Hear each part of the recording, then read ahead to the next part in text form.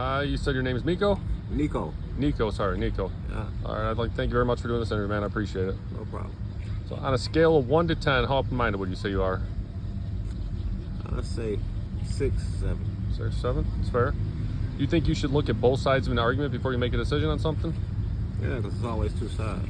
If you're just looking at it from your point of view, you're only looking at one side. All right. You trust your senses, like crossing the street, driving a car, every day? Yes, I do. All right, cool. You trust the government?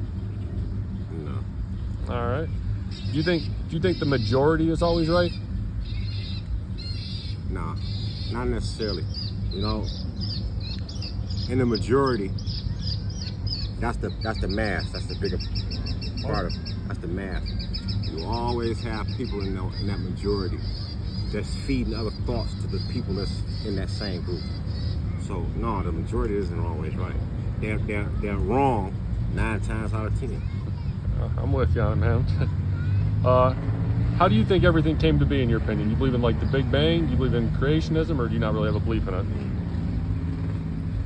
I don't believe in the Big Bang Theory. I don't believe asteroids and shit or some smack into the earth and bam, from that everybody else, every living thing here sprung up. No, I don't believe it. All I right. believe that there is a creator. All He right. created every living thing. Now, did he create it the way it says in the Bible? I don't know. But I believe he created it, or she, or whatever. I believe that's who created it. All right. I'm kind of along the lines of that with you, man. So I Everything can't is argue alive, with and see, people don't stop to look at that. Everything is a living thing. It's a tree, it's grass. But there's one thing about the tree and the grass. Look at what they're doing. They're stretching upward. that. Towards the sun? What's that when people stretch up, when you see people stretching upward, their limbs extended? What's that usually is? More People focused. praying, Yeah. giving That's- praise to the Creator. If the grass and the trees and the birds and animals can do it, the animals and birds do it by singing. Yeah, that's a good analogy, man. So All if they right. can do it that way, why can't man? Men do actually do it. Men and women do that. But a too. lot of men don't believe that there is. Yeah, I'd agree. Hey, what's going on, y'all? Right? I'm doing an interview right now. Huh? I'm doing an interview right now. Y'all still Oh, I'm fish? sorry. I'm sorry. Okay. I was just gonna finish it up. It takes a few more minutes, Take man. your time. The interview I appreciate more it. important than me, brother. No. I want shit. So, what's your definition of science? Wow, science is a study of all things that man. To me, it's man studying things that he doesn't have full knowledge of. There are many different sciences. You have philosophical sciences. You have medical sciences.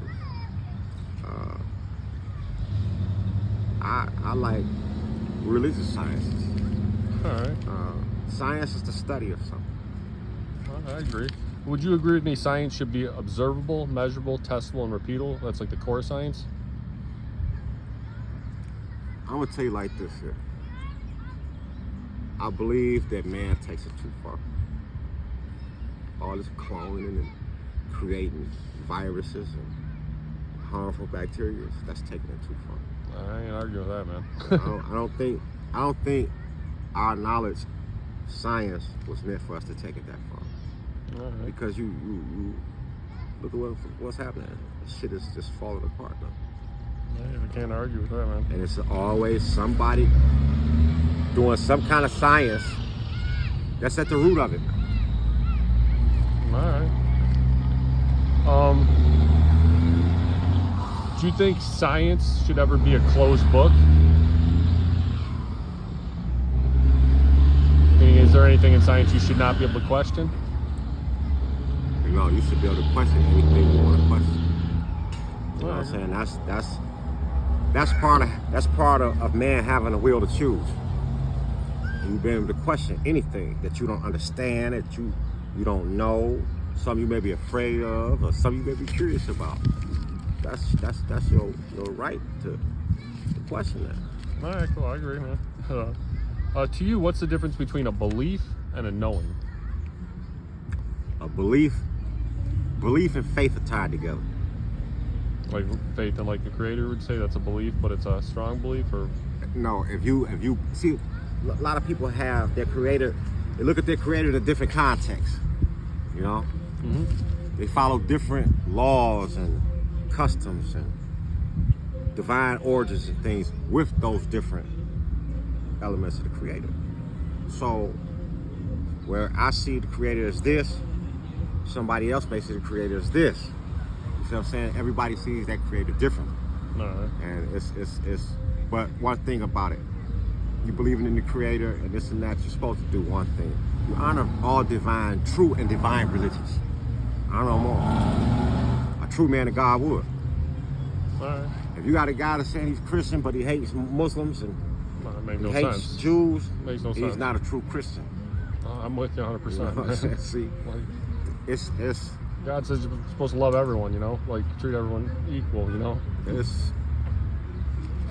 a catch-22 a lot of times. You know, life itself is a catch-22, and it can be a slippery slope at times. People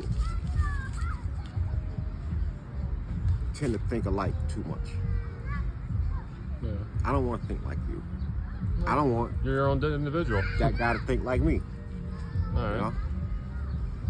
And it's you got to seek your own understanding of all the things we just talked about. Don't take my word for it. You got to study and search and find your own answers. All right. Would you agree with me, like, a knowing, though, would be like there's two people that are talking, that's 100% fact knowing, there's two entities that are talking? That'd be like an example of knowing. Knowing is the belief in your faith. Knowing, belief in your That's faith? knowing. All right. That's what knowing is. You know what I'm saying? They're all tied together. Okay. Knowing being the final step. So All right. They're all tied together. Okay. All right. Well, this is where kind of the topic goes off. Like I said, 95% of the majority don't believe what I'm kind of pushing, but there's scientists and mathematicians, so there are people going against the grain, and it's kind of it picked up a lot 2015 to 2019, and then they're trying to push it down. In my opinion, the media is trying to push it down and censor this topic, right? But I'm just going to ask you the question, right, man? What shape do you think the Earth is? Do you believe it's flat? Flat. You believe it's flat? I believe it's flat. All right. How's it say with no oblate spirit or without form? You believe it's flat? I believe it's flat. Can I ask you why? Listen, if there's a lot of things that have been hidden from history, like maps. Oh yeah, I know. And now these maps are starting to become public knowledge. And it's showing you completely that the Earth is flat.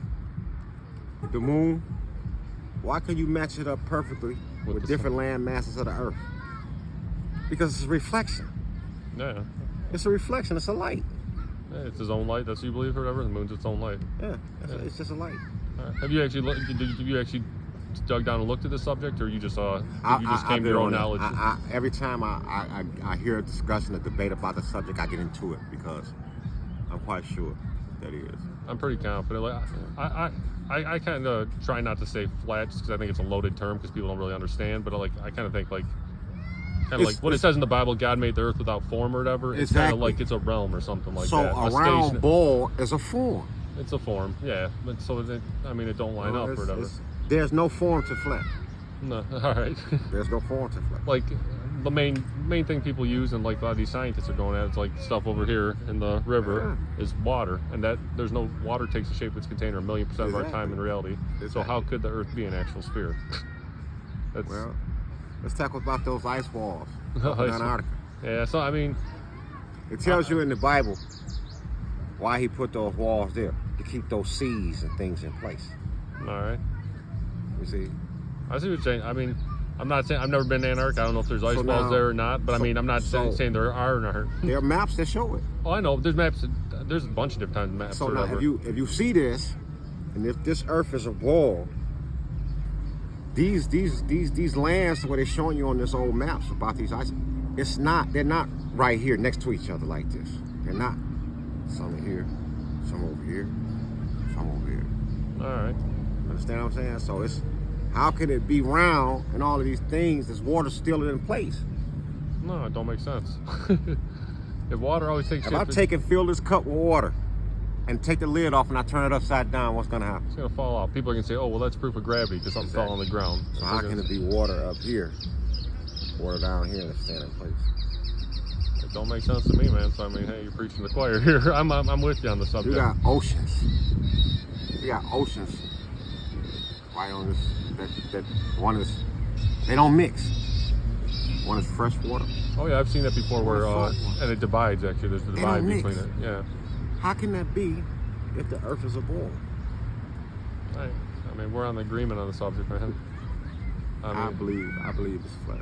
All right. I don't believe it's just a smooth, flat surface. No, that's what people try to think or whatever. No, try because to you label. got mountains, it's But you not, believe it's stationary, basically, Yes. a level plane, basically. All right. Have you ever? Do you know the difference between like the eclipses and stuff, like a lunar eclipse and solar eclipse? Yeah, I know what you're talking about. All right. Let me go over them real quick, or. Go ahead.